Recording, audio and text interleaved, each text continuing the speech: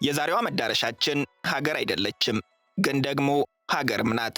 ግራ እንዳይጋቡ፣ ነገርየው ከቆሙበት አቅጣጫ ነው የሚወሰነው። ሀገር አይደለችም የሚሉ ተከራካሪዎች ልክ ናቸው። ምክንያቱም የዓለም ካርታ ላይ ፈልገው አያገኟትም።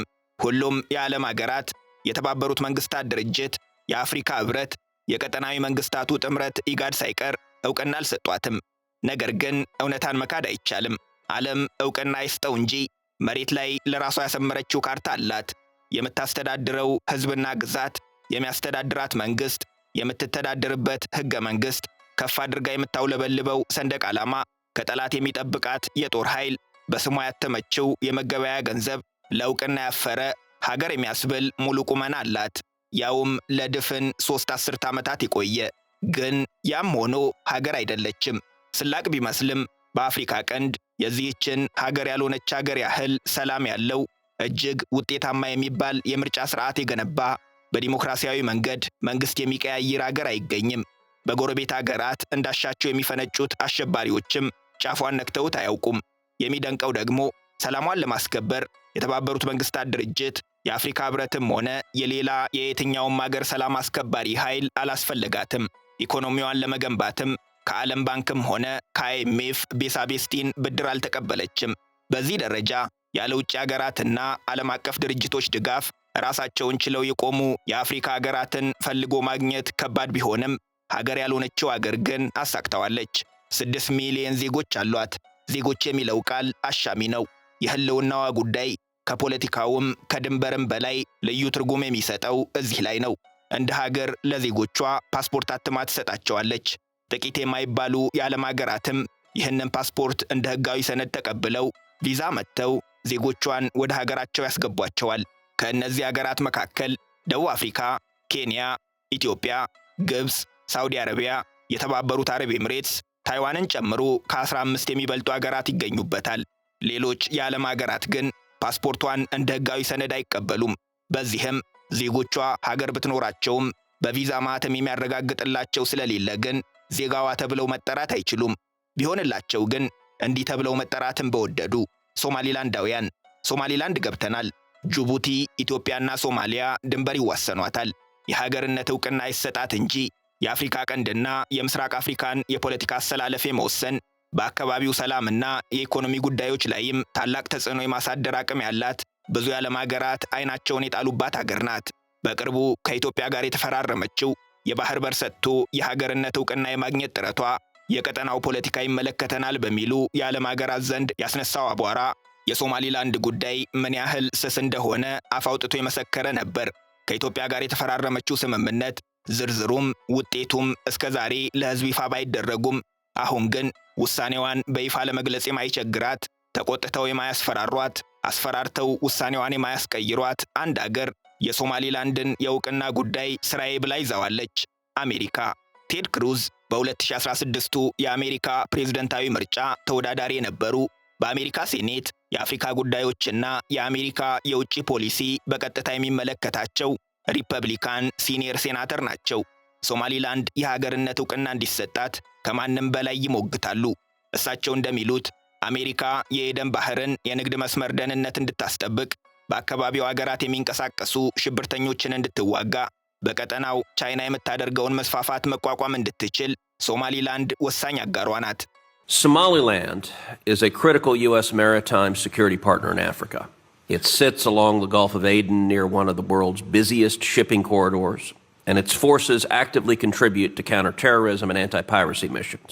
እንደ ቴድ ክሩዝ ገለጻ ሶማሊላንድ ለታይዋንና ለእስራኤል መንግስታት ያላት ቀና አመለካከት አሜሪካ በግዛቷ ጦሯን እንድታሰፍር ከመሬቷም ማዕድን እንድታወጣ መፍቀዷ ሽልማት ሊያሰጧት ከሚገባቸው እርምጃዎች መካከል ናቸው። ሽልማቱም የሀገርነት እውቅና መሆን አለበት ይላሉ። Earlier this year, I sent a letter to President Trump urging formal recognition of Somaliland.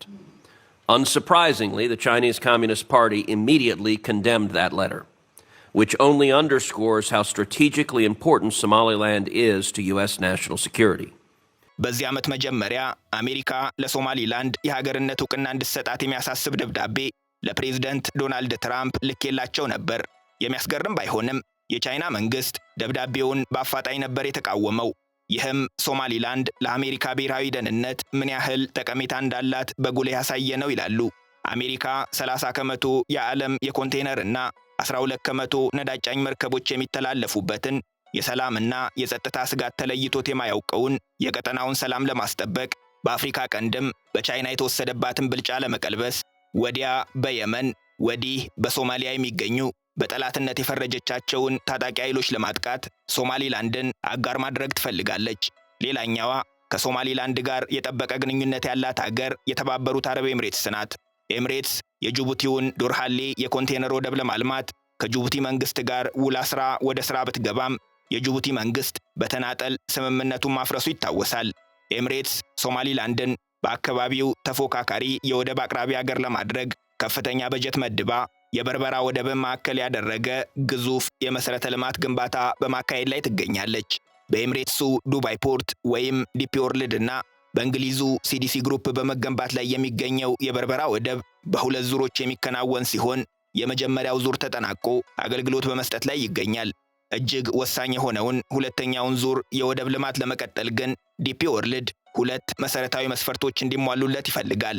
አንድም በመጀመሪያው ዙር የለማው ወደብ 75 ከመቶ ወደ አገልግሎት እንዲገባ፣ ቀጥሎም የአካባቢው ግዙፍ ሀገር የሆነችው ኢትዮጵያ ግንባታው ሲጠናቀቅ ወደቡን እንደምትጠቀምበት መተማመኛ እንድትሰጠው።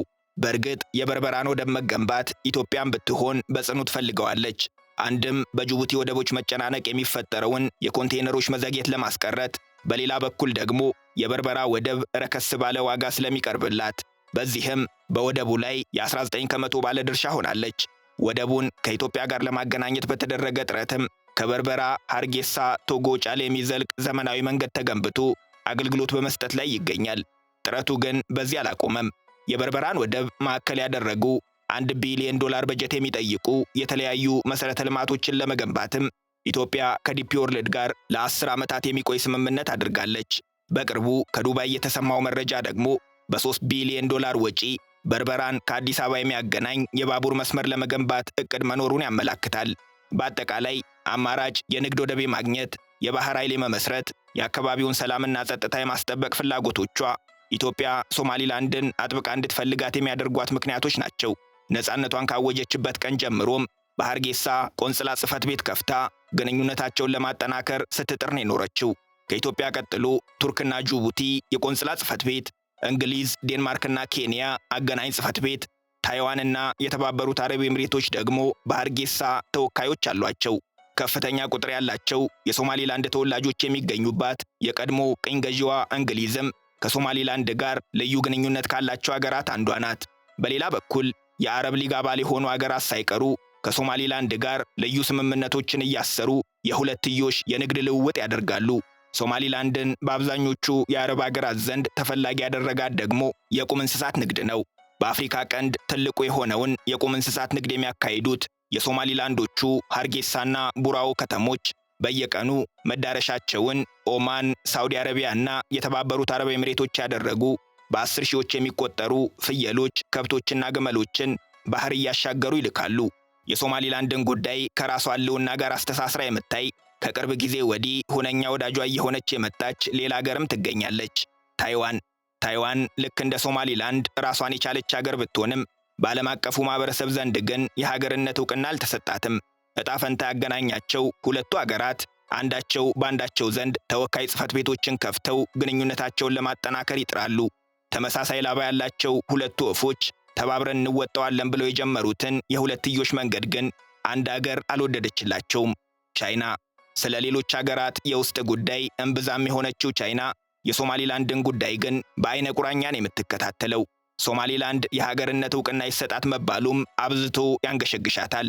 ምክንያቱም የሶማሊላንድን ነፃ አገርነት ከተቀበለች ራሷ ያወጣችውን የአንዲት ቻይናን ፖሊሲ ሻረች፣ ግዛቴ ለምትላት ታይዋንም የማርያም መንገድ ሰጠች ማለት ነው።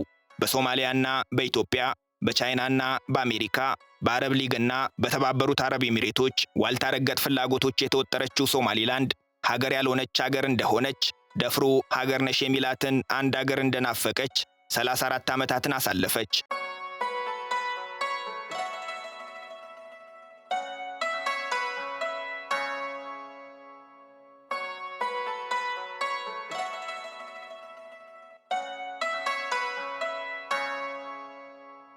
የተበላሸ ፖለቲካ ሀገር እንደሚበትን የዛሬዎቹን ሶማሊላንድና ፑንትላንድ የወለደው የሶማሊያ ታሪክ ሕያው ምስክር ነው። ፕሬዝደንት ሲያድ ባሬ ወደ ስልጣን እስከመጡበት 1969 ሶማሊያ አንድ አገር ነበረች። በእርግጥ በሲያድ ባሬ ስርም አንድ አገር የነበረች ቢሆንም ዋናው ክፍፍልና የእርስ በርስ ጦርነት የጀመረው በእሳቸው አስተዳደር ወቅት ነው። ከሲያድ ባሬም ከዘመናዊ ሶማሊያ መፈጠር በፊት የነበረችው ሶማሊያ በሁለት ቅኝ ገዢዎች ስር ትተዳደር ነበር። ሰሜን ሶማሊያ በእንግሊዝ፣ ደቡብ ሶማሊያ በጣሊያን። መጠሪያቸውም የእንግሊዝ ሶማሊላንድና የጣሊያን ሶማሊላንድ ሲሆን በብሔር፣ በቋንቋ፣ በሃይማኖት አንድ ቢሆኑም ከ80 ዓመታት በላይ በሁለት የተለያየ የአስተዳደር ዘይቤ ነበር የተመሩት። የሰሜኑን ክፍል የያዘችው እንግሊዝ በሌሎች ቅኝ ግዛቶቿ እንደምታደርገው በሶማሊላንድ ጠንካራ ማዕከላዊ መንግስት አልነበራትም። እዚህ ግባ የሚባል መሰረተ ልማትም አልገነባችም። በእንግሊዝ ስር የነበሩት ሶማሊላንዳውያን በጎሳ መሪዎች ስር ከሞላ ጎደል ባህላዊ የአስተዳደር ስርዓታቸውን እየከወኑ የጎላ ጣልቃ ገብነት ሳያጋጥማቸው ነው የኖሩት። ይህ ራስን በራስ የማስተዳደር ባህላቸው አድጎ ዛሬም በየትኛውም የዓለም ክፍል የማይገኝ በሶማሊላንድ ሕገ መንግሥት ዕውቅና የተሰጠውና በሀገሪቱ ፖለቲካ ውስጥ ከፍተኛ ተጽዕኖ መፍጠር የሚችል የሀገር ሽማግሌዎች ምክር ቤት የሚባል የፖለቲካ መዋቅር አላት። ሶማሊላንድ በሰላሙም በዲሞክራሲውም ረገድ ጥሩ ውጤት ለማስመዝገቧ የእነዚህ አባቶች ተሰሚነት ትልቁን ድርሻ ይወስዳል። ጣሊያን በተቃራኒው ጠንካራ ማዕከላዊ መንግሥት መስርታ ሞቃዲሾን ዋና መቀመጫው አድርጋ እንደ ማንኛውም ቅኝ ግዛት በሁሉም ነገር አዛዥና ተቆጣጣሪ ሆናን የቆየችው። ነፃ በመውጣት የእንግሊዟ ሶማሊላንድ ከጣሊያኗ ሶማሊላንድ በ5 ቀናት ትቀድማታለች። ሶማሊላንዳውያን የደቡብ ወንድሞቻቸው ነፃ እስኪወጡ ጠብቀው በፍላጎታቸው ተቀላቅለው ሶማሊያ የምትባለውን አገር መሰረቱ። ወዲያውም ጠንካራ ማዕከላዊ መንግሥት ተቋቋመ። መንግሥታዊ ሥልጣኑን ግን ዘመናዊውን የአስተዳደር ሥርዓት ጠንቅቀው የሚያውቁት ከጣሊያን ቅኝ ግዛት ነፃ የወጡት ደቡባውያኑ ፈጥነው ተቆናጠጡበት። ዋና መቀመጫቸውም ሞቃዲሾ ላይ እንዲሆን ወሰኑ። የደቡቦች ብልጣብልጥነት ለሰሜኖቹ ምቾት አልሰጣቸውም። መንግሥታዊ መዋቅሩን የሚወስነው አዲስ ሕገ መንግሥት በሕዝበ ውሳኔ ሲጸድቅም በአጠቃላይ ሂደቱ ላይ ቅሬታ አለን፣ በሕዝበ ውሳኔውም አንሳተፍም ቢሉም በድምፅ ብልጫ ተሸነፉ። ነገርየው አልጥም ያላቸው ከሰሜን የተገኙ ወታደሮች በማዕከላዊ መንግሥት ላይ የመፈንቅለ መንግሥት ሙከራ አድርገው ሳይሳካ ከሸፈ። ከዚህ በኋላ በነበሩት ዓመታትም ቢሆን የኢኮኖሚ እንቅስቃሴውም መሠረተ ልማቱም ፖለቲካዊ ሥልጣኑም ርቋቸው የሶማሊላንድ ነዋሪዎች ከፍተኛ የባይተዋርነት ስሜት ይሰማቸው ነበር። በዚህ መሃል ግን የከፋው ነገር መጣ። በ1969 ሲያድ ባሬ የተባሉ ወታደር መፈንቅለ መንግሥት አድርገው የሲቪል መንግሥቱን አስወግደው ፓርላማውን በትነው የፖለቲካ ፓርቲዎችንና ሕገ መንግሥቱን አግደው ራሳቸው ፈላጭ ቆራጭ የሆኑበትን ወታደራዊ መንግሥት መሠረቱ። የማዕከላዊ መንግሥትን የብረት ክንድ የማያውቁት እየተመካከሩ መምራትን እንጂ ሳያምኑበት ከላይ የተላለፈ ትዕዛዝ መፈጸም የማይችሉበት ሶማሊላንዳውያን በሲያድ ባሬ የብረት ክንድ ስር መላወሻ አጡ። ከማዕከላዊ መንግሥት መገለላቸው በፈቃዳቸው በመሠረቱት መንግሥት መረሳታቸው ሲያንገበግባቸው ጭራሽ የጭቆና በትሩ ቢበረታባቸው እንደ አውሮፓውያን አቆጣጠር በ1981 የሶማሊላንድ ብሔራዊ ንቅናቄ የተሰኘ የትጥቅ ትግል ጀመሩ። 1988 ለሶማሊላንዳውያን ክፉ ዓመት ነበር። በዚያ ዓመት የሶማሊያ ብሔራዊ ንቅናቄ የተሰኘው ታጣቂ ኃይል ሐርጌሳና ቦራዎ ከተሞችን ከሲያድ ባሬ ጦር ነፃ አወጣቸው። ይህ ያበሳጫቸው ሲያድ ባሬም በሁለቱ ከተሞች ላይ ዘግናኝ የሚባል የበቀል እርምጃ ወሰዱ። በዚህም 90 ከመቶ የሚሆነውን የሐርጌሳ ክፍል በቦምብ አወደሙት። በጥቃቱ በ10 ሺዎች የሚቆጠሩ ሰላማዊ ሰዎች ሲገደሉ 500 ሺህ የሚሆኑትም ወደ ኢትዮጵያ ተሰደዱ። በኋላ የተባበሩት መንግስታት ድርጅት ባደረገው ማጣራት በሲያድ ባሬ የተወሰደው የበቀል እርምጃ የአንድ ጎሳ አባላትን ማዕከል ያደረገ የዘር ማጥፋት ወንጀል መሆኑ ታውጇል። የሲያድ ባሬ መንግስት በሶማሊላንድ ላይ የከፋ እርምጃ ይውሰድ እንጂ በመላው አገሪቱ የሚገኙ ዜጎች አምባገነናዊ አገዛዛቸው አስመርሯቸው ነበርና በሁሉም አቅጣጫ የትጥቅ ትግል ጀመሩ። ይህም ሶማሊያን ወደ ሙሉ የእርስ በርስ ጦርነት አሸጋገራት። እንደ አውሮፓውያን አቆጣጠር በ1991 የሲያድ ባሬ መንግስት ወደቀ። ደቡባውያኑ የእርስ በርስ ጦርነቱን ሲቀጥሉ፣ ሶማሊላንዶች ግን የቀድሞውን የእንግሊዝ ቅኝ ግዛት ድንበር መሠረት ያደረገች ሪፐብሊክ ኦፍ ሶማሊላንድ ሲሉ የጠሯትን ነፃ አገር መሠረቱ።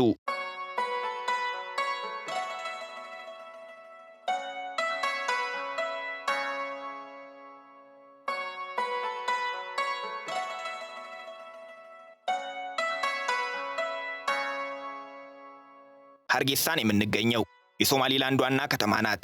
ምስረታዋ ከኢትዮጵያውያን ነጋዴዎች ጋር በቀጥታ ይገናኛል። ሐርጌሳ እንደ ዛሬው የደራሽ ከተማ ከመሆኗ በፊት ጥንት በበርበራ ወደብ በኩል ይነግዱ ለነበሩ ኢትዮጵያውያን የደም ባህር ከመድረሳቸው በፊት ማረፊያቸው ነበረች። ሐርጌሳ የሚለው መጠሪያዋም ትንሿ ሐረር ለማለት በኢትዮጵያውያን የተሰጣት ስም መሆኑን ራሳቸው የሐርጌሳ አባቶች ይመሰክራሉ። ሐርጌሳ የነጻነት አደባባይ የሚባል ስፍራም አላት። የምትመለከቱት የሚግ ጀት በነጻነት አደባባይ አቅራቢያ ነው የሚገኘው። የሚግ ፍቅር ኖሯቸው ሳይሆን ቀደም ሲል እንደተመለከትነው በሲያድ ባሬ መንግስት ስር 90 ከመቶውን የሐርጌሳ ከተማ ያፈረሱ በ10 ሺዎች የሚቆጠሩ ንጹሃንንም የገደሉ በመሆናቸው ለመታሰቢያነት የተገነባ ነው። ሱቅ ዋሂን የሐርጌሳው መርካቶ ልንለው እንችላለን። የከተማዋ ትልቁ የገበያ ስፍራ ነው። በ2022 ከደረሰበት የእሳት ቃጠሎ በማገገም ላይ የሚገኝ ቢሆንም ከውጭ ሀገራት የሚመጡ ምርቶች ከኢትዮጵያ አንጻር ካየነው በርካሽ ዋጋ የሚሸጡበት ስፍራ በመሆኑ ሐርጌሳ ከመጡ ሱቅ ዋሂን ሳይጎበኙ እንዳይመለሱ። እዚሁ ከሱቅ ዋሂን ብዙም ሳይርቁ የሶማሊላንድ ሽልንግ የሚቀየርበትን ስፍራ ያገኛሉ። ከእውቅና ጋር ተያይዞ የሶማሊላንድ ሽልንግ ዓለም አቀፍ ተቀባይነት ስለሌለው ከሌሎች ገንዘቦች ጋር ያለው ዋጋ እጅግ ዝቅተኛ ነው። በዚህ ምክንያት ለቁጥር የሚያዳግት ገንዘብ እንደ ዋዛ በገበያ መሃል ተከምሮ ወይም በጭነት ከቦታ ቦታ ሲንቀሳቀስ ሊመለከቱ ይችላሉ። ሐርጌሳ ከጥሬ ገንዘብ እኩል ዛፍ የተሰኘ የሞባይል ገንዘብ የሚንቀሳቀስባት አገርም ናት። የውጪ የሐዋላ ገንዘብ መላላኪያው ዳሃብሺልም በሶማሊላንድ በሰፊው ይሰራል። ሶማሊላንድ እንደ ሀገርም ከቁም እንስሳት ንግድ ቀጥሎ ትልቁ የገቢዋ ምንጭ ይኸው በውጭ ሀገራት ከሚገኙ ዳያስፖራዎቿ የሚላከው ገንዘብ ነው። ከፍተኛ ቁጥር ያላቸው የሶማሊላንድ ዜጎች በአረብ ሀገራት፣ በአውሮፓና በሰሜን አሜሪካ ስለሚገኙ በየዓመቱ $1 ቢሊዮን ገንዘብ ወደ ሀገራቸው ይልካሉ። ይህ ገንዘብም ከመንግስት ማህበራዊ ዋስትና ለማይቀርብላቸው የሶማሊላንድ ዜጎች የሕክምና፣ የትምህርትና መሰል ወጪዎችን የሚሸፍኑበት ትልቁ መተዳደሪያቸው ነው። ለምሁራኖቿም የቀልድ ምንጭ ሆኗቸዋል። ስለ ሀገራቸው ጂዲፒ ሲጠየቁ የሶማሊላንድ ጂዲፒ የሚለካው በቁም እንስሳት ብዛትና ከሀገር ውጪ በሚገኙ ዜጎቿ ፍቅር ነው እያሉ ይቀልዳሉ። ከሐርጌሳ ቀጥሎ ሁለተኛዋ ትልቋ የሶማሊላንድ ከተማ ቦራወቅ ትባላለች። እንደ አውሮፓውያን አቆጣጠር በ1991 የሶማሊላንድ ነፃ አገርነት የታወጀባት ታሪካዊት ከተማ ስትሆን በቁም እንስሳት ንግድ ማዕከልነቷም በሰፊው ትታወቃለች። በርበራ ወደብ ብቻ አይደለችም። የኤደን ባህር ዳርቻን ታካ የተመሰረተች ጥንታዊ የወደብ ከተማ ናት። እንግሊዝ በ1941 የቅኝ ግዛት መቀመጫዋን ወደ ሐርጌሳ እስከምታዘዋውር ድረስም ለረጅም ዓመታት ዋና መቀመጫዋ ሆና አገልግላለች። ዛሬ ላይ ደግሞ በሶማሊላንድ የሳሂል ግዛት ዋና መቀመጫ ስትሆን ከፍተኛ እውቅና ካላቸው የሶማሊላንድ ከተሞች መካከል አንዷ ናት። ዘይላ ጥንታዊት ግን የዕድሜዋን ያህል ያላደገች ቀድሞ ከፍተኛ የወደብ አገልግሎት ማዕከል የነበረች ዛሬ ላይ ግን የታሪኳን ያህል መጠቀስ የሚችል እንቅስቃሴ የሌላት ታሪካዊት ከተማ ናት።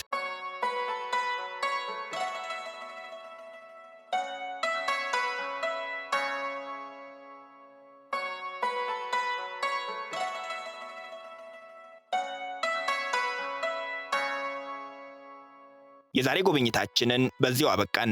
አብራችሁን ስለቆያችሁ እናመሰግናለን።